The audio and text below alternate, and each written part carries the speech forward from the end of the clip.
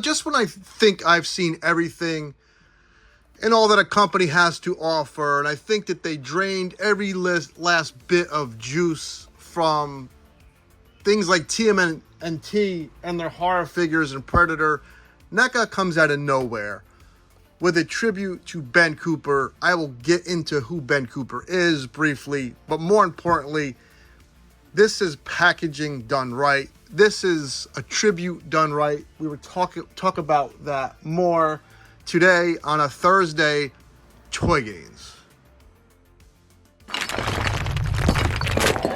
Toy Gains! Yeah! You and me, baby! Toy Gains! I can't take it anymore! It's Toy Gains! Before I get into Ben Cooper and NECA, when I say NECA, it continues to be the coolest kids in the room in the toy industry. They just do. They make things like they just announced a Murder, She Wrote Angela Lansbury. Not for everyone, not for me, but it's something that I know Super 7 sees and Brian Flynn sees, and he's like, wow, that's fucking cool. I hear people say they're a small boutique shop. When it comes to pricing, in regards to pricing, so is NECA. I know they have a, Joel whatever burger. They have a rich owner who bought things like the Elvis estate, but Super 7 just got bailed out by millionaires as well. Where does this ramble lead? I just don't like Super 7. Occasionally I like their products. Occasionally I will buy their products on sale. I just have this weird grudge with Super 7, and it really is, first of all, price point. You think these are two of the same items, right? This is a reaction. This is a reaction. Well, even Super 7's most popular item isn't their fucking idea. It was Funko. This is a Funko product. Funko gave it over to Super 7. Funko idea.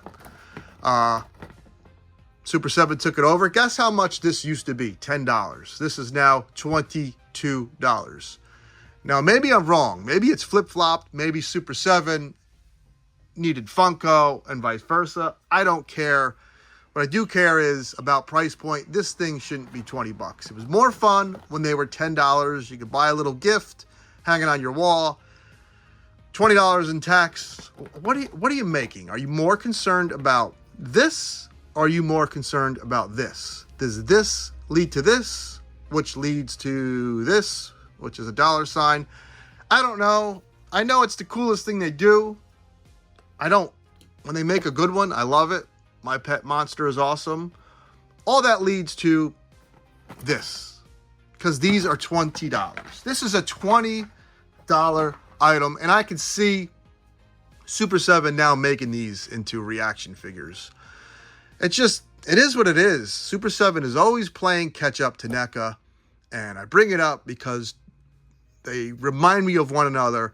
NECA's in Jersey, Super 7 is in San Francisco. They both kind of make art style figures, is what I call it, where the packaging is just as important as the figure. And I just think Super 7 does it better because the figure is as good as the packaging. Whereas with Super 7, the packaging is usually better than the figure.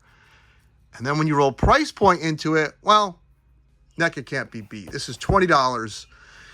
Now, Ben Cooper, started, I believe, in the 1920s, making costumes for theater. And then when the Great Depression hit, there was no money in it. So he switched over to making cheap costumes because people still wanted to go trick-or-treating. And then that led to, eventually in the 50s and 60s, the Ben Cooper Company making everything from Planet of the Apes to Jaws to Marvel, Spider-Man, Batman. Back in the day, one company like Mego or Ben Cooper could make products for both DC and Marvel. Different times. If I think back on it, my first toy was a Jiggler. My first action hero toy was a Batman Jiggler. And then Ben Cooper hit hard times in the early 80s, I believe, because a bunch of people got poisoned by some nut who worked at the Tylenol factory. And then parents thought that was going to lead to candy being poisoned. And the company was already trying to stay afloat because they had things at a cheap price point. And no one went trick-or-treating that year. And that one year made sales dip so low, Ben Cooper never survived. It's a really interesting tale. If you want to know more about jigglers and Ben Cooper, I would check out the diesel truck that flew down my road. I would check out Raymond Castile. He's a gentleman. I doubt he watches my channel and will see this. If he does, I would be ecstatic because I watch smaller, obscure channels of gentlemen that just appreciate one little niche in the toy world. You know, maniacs like me that buy everything. I think it's fun and it's awesome. But if you really want to know about Ben Cooper and the horror side of jigglers, check out Raymond Castile. Let's open these up and let me stop babbling and actually talk about the figure itself. Man, I can go on, can't I? The box is very collector friendly. It was very easy to get out. Wasn't a million ties like a damn NECA TMNT figure. The accessory is the same plastic pumpkin that they still sell today. Man, this could be little gains back in like 1981. And it always drove, even as a kid, it drove me crazy. Like, instead of this being like the tuxedo or suit that Dracula wears, rather, it's another picture of him. Like, I know I'm Dracula, I'm wearing the damn mask. It always drove me nuts. Really drove me nuts on like when I was Vader one year or Superman or Batman. And I had a picture of them as well. The back of the box depicts all the other ones that are coming out. And at $20, it's really consumer friendly as well. I like that it has the size. I didn't mention that.